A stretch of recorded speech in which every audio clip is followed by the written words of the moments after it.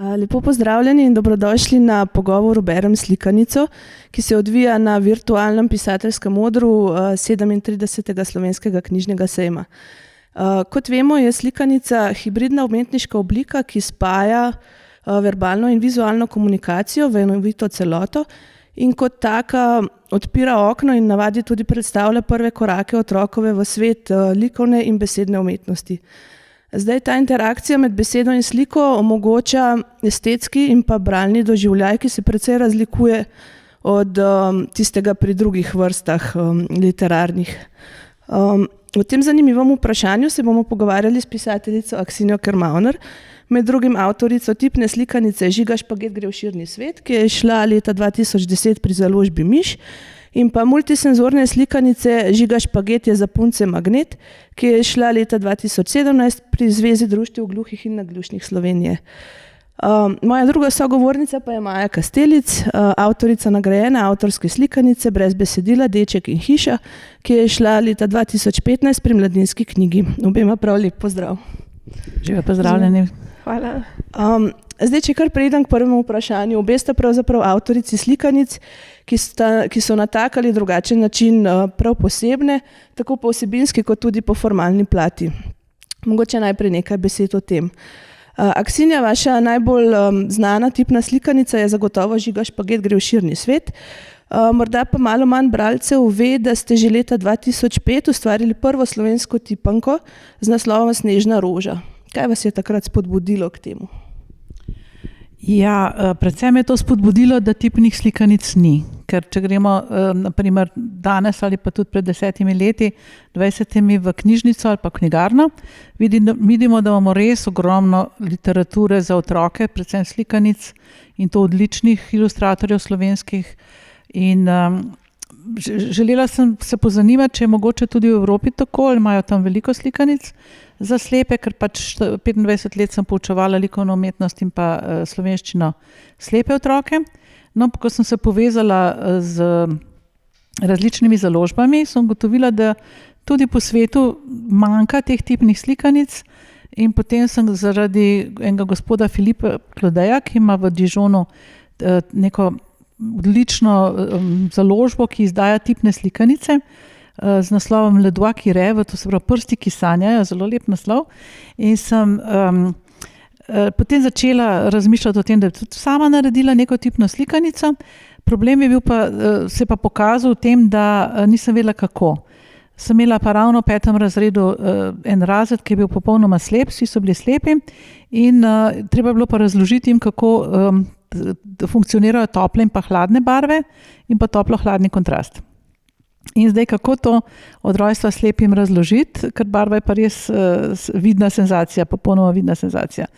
Na kar sem se spomnila, da bi morda ponazorila to z materiali in sem prosila jih, če mi pomagajo narediti raziskavo. Naredili smo več kupčkov različnih materialov in so se odločili, kaj pomeni toplo, kaj hladno. In na osnovi tega je nastala ta tipna slikanica. Topli materiali so bili, hrapavi materiali so delovali toplo in pa gladki hladno. Tako se je začelo vse skupaj. Ja, to se zveni zelo zanimivo. Se mi zdi tako za polnočutne bralce, ki sploh ne razmišljajo navadno o takšnih rečeh, da so tudi zanje takšne slikanice zelo pomembne, da se v bistvu zavejo recimo otroci drugih otrok s posebnimi potrebami, razvijajo empatijo in tako dalje.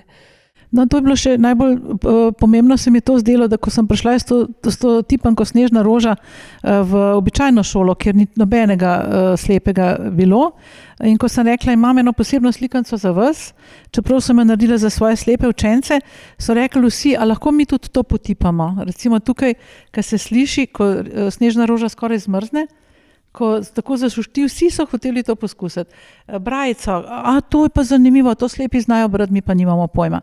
In sem gotovila, da je to, kot ste rekli, v bistvu empatijo vzbujamo in pa zanimivo jim je, brajica neka taka tajna pisava, tako da je to za vse primerno, ne samo za slepe. Ja, res je kot nek vstop v drug svet, tako da sem prepričana, da vaše slikanice vsi sigurno tipajo, tudi tisti, ki sicer nimajo težav z vidom. Zato pa je takale, kot je. Maja, Deček in hiša pa je slikanica brez besedila. V takšnih so običajno bistvene neke tihe zgodbe podob in večinoma pravzaprav edina besedna markacija celotne knjige je pravzaprav naslov. A ne? Vaša Deček in hiša pa se mi zdi ravno v tem zelo posebna, da v bistvu vsebuje veliko besed. Pravzaprav je to intraikonično besedilo, ki ga bralec odkriva na vsaki strani znotraj ilustracije. Pa me zanima, kako je pravzaprav potekal ta ustvarjalni postopek in kakšna je zgodba, no, iz prve roke, da slišimo. O nastanku? Ja, nač, to je tudi nastala kar iz ene potrebe take, torej če hočeš narediti knjigo, rabiš založnika, projekt, besedilo, zgodbo, ne? Jaz pa sem hotela narediti knjigo, pa nisem imela vsega tega in v bistvu sem potem, ko je bila že v Sloveniji nekako prva je sicer od Amaletja slikanica brezbesedna, ampak prva res taka, za katero se meni zdi, je pa od Damjana Stepančiča Sidro. Se mi zdi fantastično, se mi kar odprl mi nov svetu, torej ne rabim besed, ne, lahko naredim svojo zgodbo in Potem sem začela delati, trajale 2 leti, da smo nekako iz moje osnovne zgodbe z uredniškim procesem, potem, ko smo že sodelovali z Mladinsko, pač prišli do knjige kot take, končane. Ne? Kar se pa tiče besedila ali pa tega, da pač to intraikonično besedilo, jaz nisem tega vmes razmišljala, ne? Ampak je bilo zelo intimno delano, torej ta cela knjiga je taka zelo intimna, izhajala sem iz sebe, od tega, kaj jaz želim povedati ali pa sama sebe, a ne zaznamovati in ta besedilca so tako eni zaznamki, ki so bili zame narejeni, so pa krati tudi nekaj najbolj zanimivega, sploh za malo večje bralce. Ne. Fajn se mi zdi, da v bistvu je tako pomensko odprto, a ne ena zgodba je osnovna, ampak najboljše stvari so tako delujejo lahko na več nivojih in pač res se mi dobro zdi tudi, ko zdaj to kdo omeni, da lahko nekdo, ki je zelo, pač otroci razumejo po svoje, ampak lahko gre pa tudi globje, pa pač se metafore pol razbirajo in to. Tako, no. To se mi zdi pa pri vsaki knjigi zelo dobro, no. Ja, v resnici slikanice brez besedila se mi zdi, da kot si omenila to odprtost, interpretacijska odprtost je tu ta čar pri branju. Še posebej pa recimo Deček in hiša se mi zdi tudi zato zanimiv, ker ko si omenila Damjana Stepančiča Sidro, ne, recimo lahko jo verjetno otrok bere čisto neobremenjeno in v bistvu samo sledi tistemu mucku in dečku, kako teče za muckom v vrhne nadstropje stare hiše. Lahko pa najdeva v ilustraciji tudi kot nekakšne ključe, recimo poklon ostalim avtorjem, ilustratorjem. Neka soba je v hiši, kjer visi na steni recimo ilustracija Damjana Stepančiča, mislim, iz zgodbe o Sidru, pa iz Punčka in velikan naslovnica, pa od Marlenke Stupice, skratka veliko je tega. Je bil to tudi nekak tvoj osebni poklon tem predhodnikom in velikanom? Absolutno, tako. Mislim, jaz sploh pri vsem svojem delu rada delam neke te omaže male, ali pa ne vem, tako se mi zdi zanimivo, če tudi pri drugih knjigah.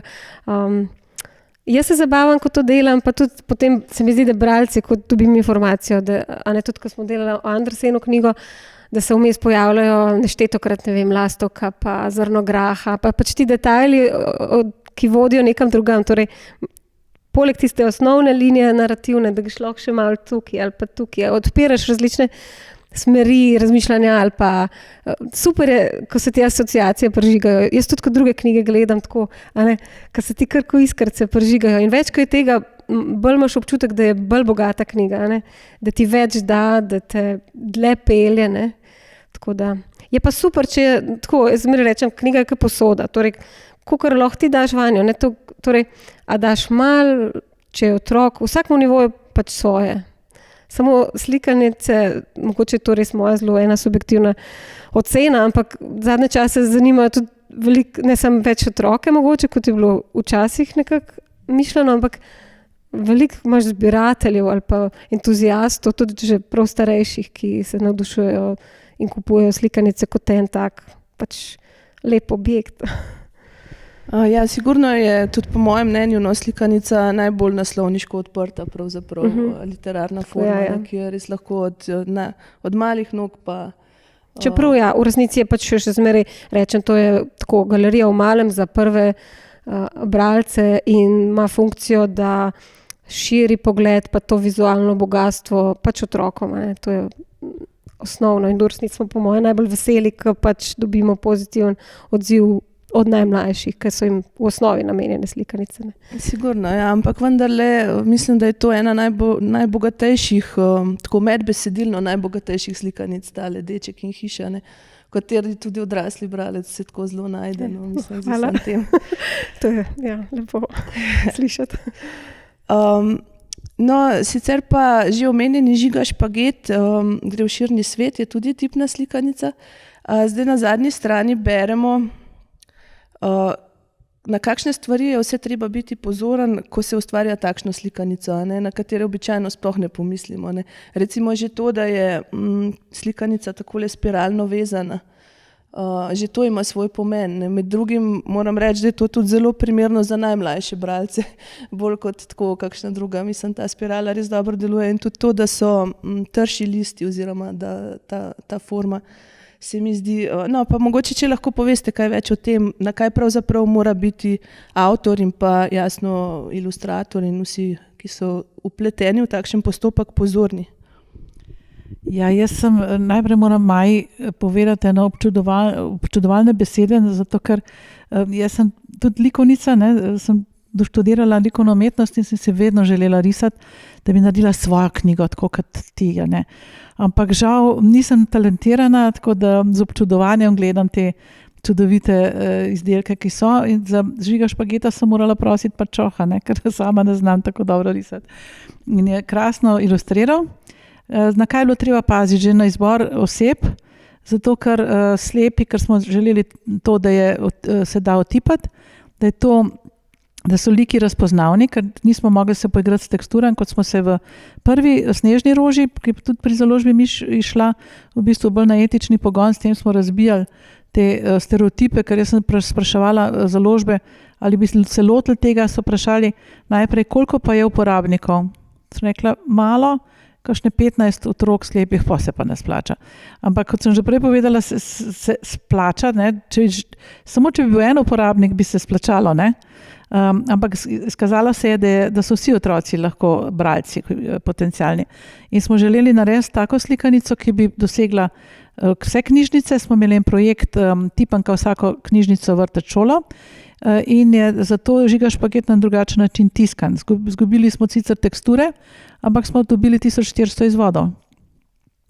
In zato je bilo treba zelo paziti, da se glavna junaka razlikujeta med seboj. Žiga Špaget je pač valovita črta, jabolko je pa okrogla ploskov. In na to je moral tudi ilustrator, ki je med drugim res odlično ilustriral zadevo, paziti pa na kontraste. Veliko slepih ima še ostanek vida, zato moramo tudi na kontraste paziti, na enostavnost, na vse to. In zgodba je lahko pač taka, kot je, slepi s tem nimajo problemov, ampak ilustracija pa mora biti zelo enoznačna in enostavna, generalizirana, nobenih podrobnosti, preveč podrobnosti. In ko smo jo pretvorili v tipno obliko, naprimer tam, ko so kamenčki, smo samo 3 kamenčke, 4 označili tako, da se dajo otipati, ne pa vseh. Ker bi bilo preveč informacij, ker vid pa tip se zelo razlikuje, tako čuta. Tip je proksimalen čut na blizu, medtem ko pa vid je pa distalen, mi z njim takoj objamemo sliko, medtem ko tip je pa postopen. Tako da kar nekaj pravil tukaj je, recimo sam format je zelo dobro, da je ležeči A4, ker to pomeni 2 roki, 2 tipavčevi roki skupaj.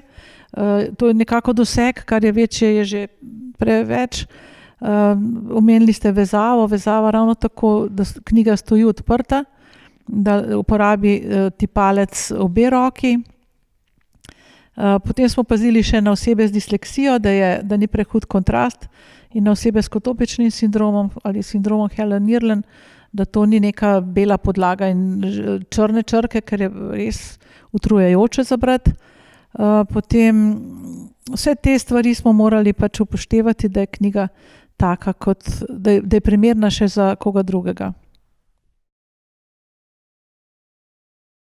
Nadaljevanje oziroma drugi del te knjige Žiga Špaget je za punce magnet, je pa pravzaprav multisenzorna slikanica, je pa hkrati tako za osebe z motnjami vida, kot tudi za tiste, pri katerih gre za okvaro sluha. Odkot pa v bistvu pobude potem za zdaj tako večjezično, no, če lahko tako rečemo, slikanica? Ja, jaz sem v bistvu specializirala tiflopedagogiko, to pomeni, da se ukvarjam s slepimi in slabovidnimi, ampak zadnjih 10 let pa poučujem na Pedagoški fakulteti Univerze na Primorskem, kjer je na drugi stopnji ena krasna smer, inkluzivna pedagogika. In inkluzivci so tisti, ki pravzaprav dojemajo vse otroke in se poučujejo otroci z posebnimi potrebami. In tudi jaz sem pravzaprav iz te ozkega področja prišla še na druge otroke. In sem rekla, ne bomo gledali toliko po motnjah ali pa okvarah, ampak bolj tisto, kar potrebujejo. In sem ugotovila, da tisti otroci, ki so opismenjeni v slovenskem znakovnem jeziku, tisti ne morejo brati ostalih stvari, zato ker je slovenski znakovni jezik drugačen jezik kot slovenščina. In so jim vse te stvari nedostopne. In zato smo se odločili že pri Žiga Špagetu, že pri prvi knjigi, da bomo izdali še posebno knjigo, kjer je, naprimer, so tudi take slike Kreten, no, ta druga je pa išla hkrati v brajci, v povečanem tisku za slabovidne, v slovenskem znakovnem jeziku, spodaj v modri pisavi je pa še lahko berljiv način, easy to read, za tiste, ki pa težje berejo, ali so to osebe z motnjami v duševnem razvoju, ali so to priseljenci, kakorkoli že, oklevajoči bralci. Tako da smo združili vse skupaj, zadaj imamo to se pravi QR kodo, na kateri posnetek lahko s programčkom pogledamo tolmačko, ki govori zgodbo v gibu. In zadaj smo dali slovensko brajico in pa slovensko znakovno abecedo. Seveda nismo mogli vsega dati, ker vemo, da se gluhi pogovarjajo o kretnah, ne v črkah, ampak nekaj pa je. In če pridem naprimer na šolo, vedno povem učencem prvo povedi svojega prvega Žiga, in sicer to je na štedilniku stoji lonec vrele vode, in jo potem pokažem v slovenskem znakovnem jeziku. Zdaj bom z eno roko samo štedilnik kot gumbi, ne? Štedilnik, lonec, vrela voda. To je slovenski znakovni jezik, ne? In potem šele dojamejo, da ni enak slovenščini. In potem si vsi zaploskamo in učiteljice so zelo vesele, ko potiho ploskamo. Radi se učijo, no, to sem hotela povedati. To so otroci, ki še nikoli niso gluhega morda videli, ampak jih pa zelo zanima, ne, te zadeve. Ker jaz sem ravno razmišljala, to je z založniškega vidika tudi verjetno kar zelo zanimiv projekt in tako večsmerno sodelovanje, ker nenazadnje je potrebno potem dobiti nekoga, ki naredi skice teh kreten, pa potem lekturo kreten in tako naprej. Verjetno so to tudi nekoliko podaljša celoten postopek, preden knjiga dejansko lahko izide. Ja, se to je pa tudi sam tisk brajice je kompliciran, je drag, ne, da se to vse pretiska z tako snovjo, da je lahko vtipati.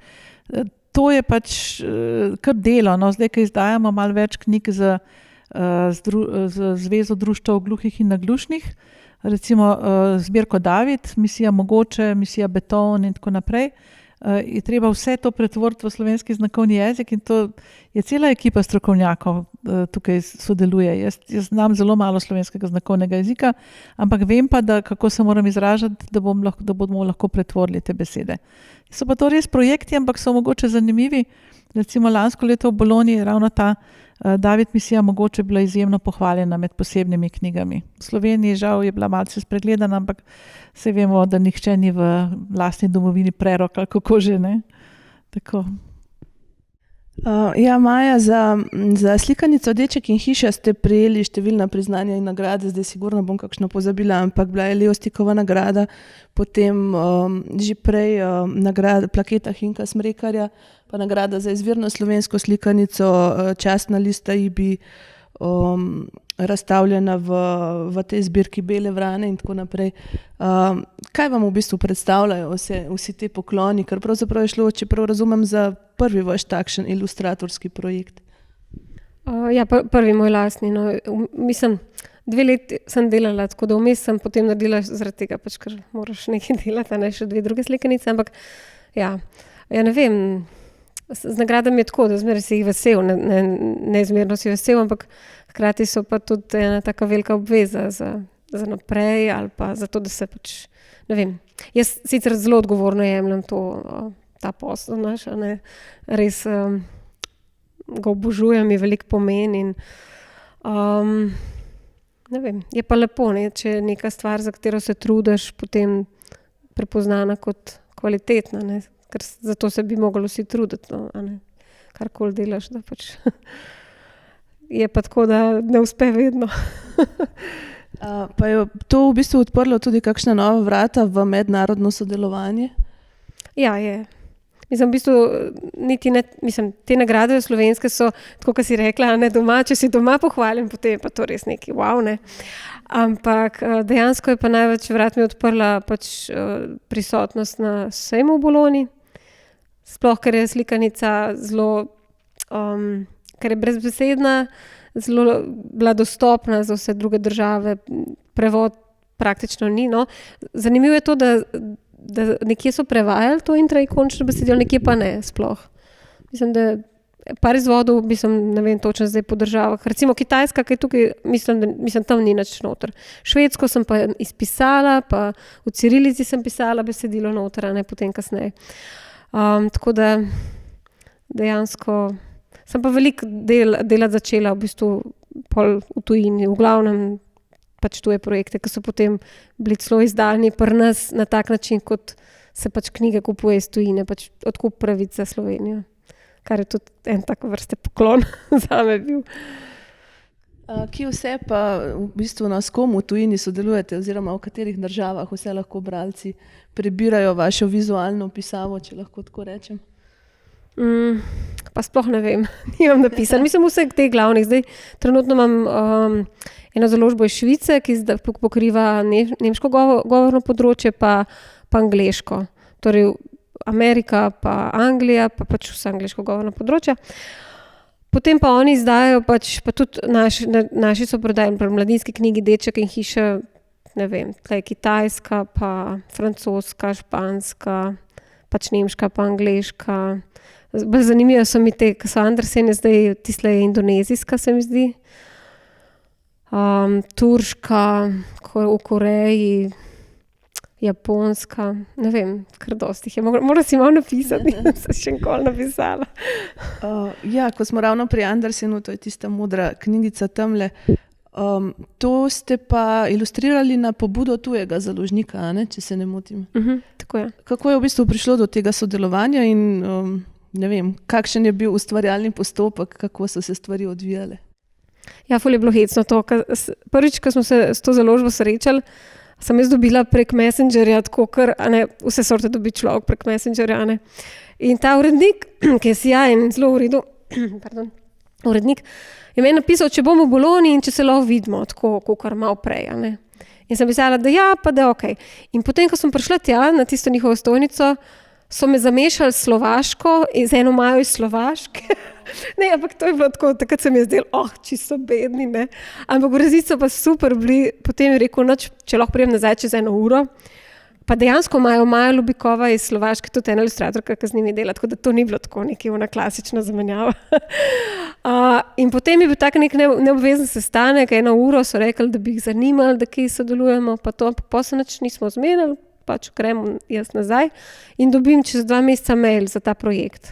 Potem je pa kar še trajalo, to je bilo 2007, torej šla je pa lani, 2020. Torej 3 leta nekako trajalo, da smo se vse dogovorili ali pa da sem jaz začela delati, pa potem 1 leto, da je pač se to naredil in potem je bila glih korona, tako da nažalost je takrat odpadel sejem in je tudi to predstavljanje te knjige pač odpadlo, tako da. Ampak ja, drugače zelo v redu sodelujem, celo zdaj sem se navadila na te Skype in Zoome in je v redu sodelovati, ker meni je zelo važen uredniški proces in je fino se dogovarjati v živo, v živo pač, tako v realnem času, ne samo prek mailov. In zdaj, ko smo se tudi to navadili, je zelo fino, imam dobre izkušnje. No. Zdaj, ta slikanica je vsebinsko pravzaprav zelo kompleksna, ne? Ker ima nekako 3 pripovedne linije, govori o življenju, delu in hkrati pravljicah, pravzaprav Hansa Christiana Andersena. Kako si se v bistvu lotila tako odgovorne in zahtevne naloge? No? Ja, me je bilo kar strah, no, moram reči. Mislim, takoj sem rekla, to pa res tak projekt, ki ga z veseljem vzamem, a ne. Ampak dolg časa sem razmišljala, kako ne sploh lotam se, kako bi sploh to naredila. Tako da, ker to ni glih pogosto, no, 3 pripovedni nivoji, ne vem, nisem se sploh nobenega druga primera tako spomnila, da ga poznam, a ne. Tako da pa sem ločila na vizualnem nivoju, no, to je pa res čist sam z barvami in pripovedovanje na nek način napol med slikanico in nekako se reče graphic novel, to je pri nas risoroman ali kaj, pa ni, no, ampak nekaj vmes, da v bistvu lahko bolj gosto pripoveduješ, da več poveš, a ne, ker če si omejen na dvostransko ilustracijo, pa če to je en prizor, ne. Tukaj je pa toliko veliko se zgodi, hkrati, kot si rekla, njegove pravljice, njegovo življenje, pa ta vmesno, vezno tkivo, kjer se dogaja, ne, pa tako, no. Še kar zanimiva izkušnja je bila res tako zame. Ja. Aksinja, sodelovali ste tudi pri projektu Uganke za radovedne prstke, katerega cilj je bil pravzaprav, da bi vsaka knjižnica dobila enotipno slikanico. Kako je projekt potekal? Ja, to je pa spet ena zanimiva zgodba, namreč ena naša bivša študentka inkluzivne pedagogike Ina Sulič je se tako zagrela med izpitom za igrače, ker namreč jaz za izpit vedno dam en konkreten izdelek morajo narediti študenti za slepe, ali je to tipanka, ali je to igrača, igra, pripomoček za v šolo. No in ona je takrat delala igrače in se je bilo tako grozno všeč, da je ves kolektiv šole, italijanske šole v Kopru, je nekako, ne bom rekla okužila, ker to se zdaj ne sme govoriti, ne, ampak ona je tako gorela, da so se še oni užgali in cel kolektiv, vsi učitelji so začeli izdelovati igrače. To je bila prva stvar. In ko smo ugotovili, da je to en krasen projekt, da so ljudje zadovoljni, smo rekli, kaj če bi naredili še tipanko. Namreč, če pogledamo Cicido ali pa te revije za otroke, vidimo, da je ogromno teh igric za videče noter, naprimer korenček pa zajček. Kako gre zajček po labirintu, da poišče korenček ali pa poišči razlike in tako naprej. Za slepe tega ni. In smo naredili potem tipne primere teh iger pravzaprav. In smo rekli, to je krasno, da bi pomagali nam izdelovati, ne samo ti učitelji, ki vemo, da so zelo zaposleni, ampak se je Ina spomnila in je poprašala na Zavod za prestajanje kazni Koper in so jih priporniki izdelovali. Bilo zelo zanimiva zadeva. Jaz sem sicer to videla že v Dijonu, prej omenjenemu, ko je Filip Klode ravno tako zapornike poklical k tem delu. No, ona je pa pripornike in so komaj čakali vsak teden, da pride, da bodo spet izdelovali. Eden je rekel, vse smo ga v življenju svirali, ampak zdaj delamo pa nekaj dobrega za slepe otroke in tako naprej. Res en tak krasen projekt, ki je povezal in društvo slepih in slabovidnih, našo pedagoško, potem te krasne učitelje in pa še pripornike.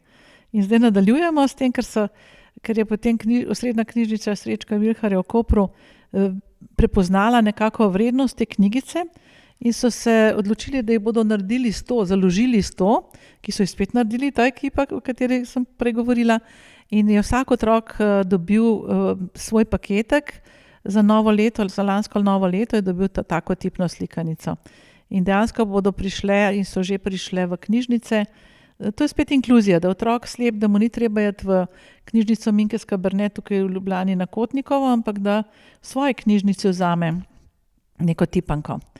In zdaj smo nahecali še druge ustvarjalce, naprimer ravno zdaj z Jernejem Kuntnerjem delamo novo zgodbo v lahko berljivem načinu, hitri počasne, bo šlo za polža.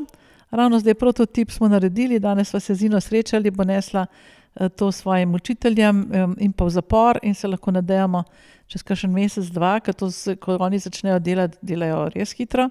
Bomo že pokazali prototip te tipanke Jerneja Kuntnerja. Tako da gre naprej, samo res je pa to, da so vse te zadeve so unikati pravzaprav tudi teh 100, ki je pravzaprav izdanih, to se vse uniči, ko tipaš in je treba to nadomeščati. Zato je pač tako, kot je. Ja, so pa to v resnici pomembni in čudoviti koraki k vključevanju, ne? Ker pravzaprav ne gre samo za to, da se znebimo predsodkov ali česa podobnega, ampak da dejansko pridemo nasproti, a ne? Da so stvari dostopne pravzaprav tam, kjer so polno čutečim otrokom, ne? Na vse zadnje. No, tudi prej sem omenjala nastope, veliko za bralno značko nastopam in potem vedno vzamem vse te svoje pripomočke s seboj, igre, tipanke in tako, in na koncu, ko že povem o svojih knjigah, dam take preveze, spalna očala otrokom in se igrajo. Zadnjih 15 minut, 20 minut se igrajo, tipajo, rešujejo uganke in vam povem, da jih ne spraviš domov. To je najbolj zanimivo, ko lahko izkusijo, kako je živeti nekaj 5 minut ali pa 10 minut brez vida.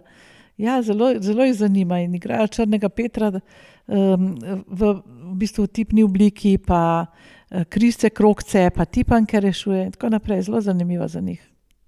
Ja, super, ja. Zdaj, tema drugačnosti se mi zdi, da vas tudi sicer spremlja, ne? Ustvarjate sicer tudi za starejše otroke, ne samo slikanice, ampak denimo tudi slikanica Bela kot galeb, ki je šla leta 2014 pri Morfemu, ilustrirala jo je Maja Ljubi, govori pa o deklici z albinizmom. Kako to, da ste tako povezani s temi temami, verjetno že zaradi vašega poklica? No, tole z albinizmom je bila sploh posebna varianta, spet zgodbica, ne. Mi smo imeli eno deklico, ki je imela albinizem, pa je nosila zelo dolge lase. Je imela nekako res tako do bokov in zelo goste je imela. Takrat so ravno barbike prišle v modo in sem rekla, take lase imaš kot barbika, res. In ona pravzaprav so se vtikali vanjo, ko so ljudje jo srečevali, predvsem tisti, ki niso vedeli, kaj je albinizem, so govorili, da se je pobarvala, da je premlada, da se barva in tako naprej in tako naprej. Čisto bela je bila. In takrat smo mi skupaj z učenci mojimi napisali knjigo Slikanico Kakšne barve je tema, ki govori o vseh teh zadevah, govori za videče otroke. In mene je ta albinizem pravzaprav ostal nekje v meni in sem tudi v romanu za najstnike, tudi en tak crossover roman, Berenikini kodri, je tudi glavna oseba deklica z albinizmom, potem v tej Morfemovi slikanici in še naprej. Tudi malo mi je šlo na živce, ker je Dan Brown na primer uporabil za morilca, za bad guyja albina. To je veliko škodo naredil ljudem, ne, albinom, ker to, zakaj, kakšno vezo ima povezava las pa ne vem, zločinstva, ne. Tako da tukaj se moramo boriti proti raznim stereotipom in v tej zbirki na primer je ravno zdaj ravnokar izšla nova knjiga v vrtincu Črk, ki govori pa ravno o skotopičnem sindromu, ki ga zelo radi zamenjujemo z disleksijo. Pa je spet ena taka stvar, ki odpira, oziroma javnost celo trdi strokovna, da skotopičnega sindroma ni, da je to samo placebo. Jaz pa poznam otroke, ki s temi očali zdaj lahko sploh delajo. Prej pa niso mogli ne brati, ne živeti, ne nič. Ne. Tako da, vidite, knjige so lahko tudi vzgojna zadeva, sicer skriješ to, ne, spodaj, ne na prvo žogo, ampak vseeno je treba izobraževati kar naprej ljudi in senzibilizirati, kot ste že rekli. Ja, so sigurno takšna sredstva ozaveščanja, v katere pa se da to prikriti, ne? Ni potrebno, da vse prihaja na prvo žogo, tako da se mi zdi, da se otroke tako vseeno da kar veliko naučiti. Maja, sodeluješ pa tudi, oziroma veliko ilustriraš tudi dela drugih avtorjev, ne? Recimo Korenčkov palček, Svetlane Makarovič, nekaj knjig Braneta Mozetiča, recimo Dežela bomb, Dežela trav ali Od dobi zajčka in tako naprej. Kako pa v tem primeru pravzaprav potem poteka ta ustvarjalni postopek?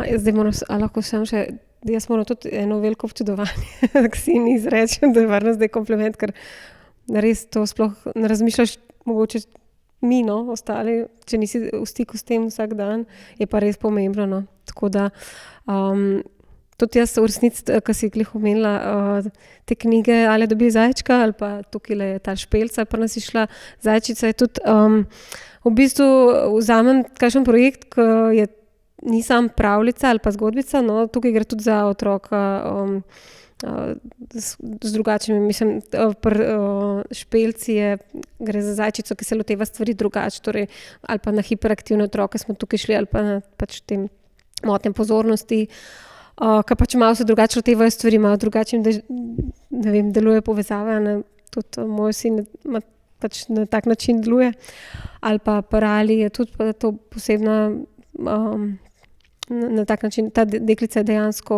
nečakinja od Braneta. Se mi je zdelo pomembno, no, in lepo sodelovati pri tem. Tako da načeloma si izbiram projekte, ki mi nekaj premaknejo. Ne vem, velikih tudi ne sprejmem. Če ni neka taka malo ljubezni, no, ali kaj jaz vem, ne, potem nima smisla, da se sploh lotam. Ne. Že tako včasih ne rata dobro, ampak če povzameš nekaj sem zaradi tega, da boš naredil, pa sploh nima smisla. Tako da, ne vem, je pa v resnici drugače. Ker če vzameš delo od nekoga drugega, je to že zmeraj je sodelovanje in to je lepo. Samo pri svoji knjigi sem videla in zdaj, ko me čakam, da bom spet delala svojo knjigo, je vse zelo intimno, zelo povezano, brez enih podzavestnih, da bi se pač bremzala ali pa da bi razmišljala o tem, a bo to v redu ali ne, bo to nekomu okej, temu pač avtorju. No, zelo je vse naravno in poteka brez cenzure, rečemo. Medtem, ko delaš za nekoga druga, vedno, saj jaz razmišljam na en način, a bo to okej, a bo to njemu v redu. Tako da. In pa tudi zmeraj se sprašujem in tako, pol malo to tečno, se mi zdi. Ampak imam zelo dobre izkušnje zmeraj z avtorji, tako da. Sem pomislila prej, ko si omenila, kako izbiraš projekte. Nekje sem zasledila, da ti je pomembno tudi to, če se ti ta svet, ki ga opisuje, zdi naseljiv, se pravi, da bi se dalo notri živeti.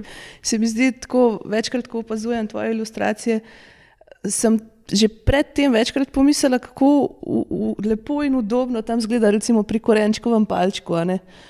Tja bi šla sigurno vsaj na dopust, če ne celo živeti, a ne. No, to imam pa jaz eno super zgodbico zdaj, da povežem nas vse zdaj.